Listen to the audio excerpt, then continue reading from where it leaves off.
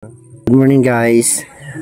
Maga ko kayo tutor dito sa mga tanim ni mama dito sa probinsya. Ito yung ampalaya na tinanim nyo. Tumutubo pa lang. Ito meron na siyang naunang tinanim. Mga dami na daw nilang nakuha ditong bunga. Ito guys oh. Ayan oh, mga bunga lalaki oh. Yan, kinakain daw kasi ng uod yung mga dahon. Hindi na nila napansin. Kaya hindi na inispray kasi papatay na rin daw eh. Ito na lang yung last bunga niya siguro. Yan o. Yan. At ito pa yung patulan natin alam niya dito. Marami na daw itong nagulay sila dito. Ito mga bunga po. Yan. Yan, dahil pang bulaklak. So.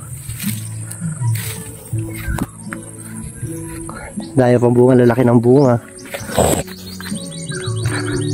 Ayun o.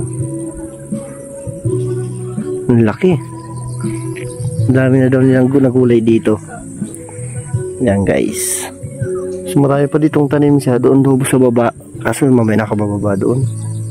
May mga manukan din siya dyan o. Ayan dyan nakatali. So guys hanggang dito muna.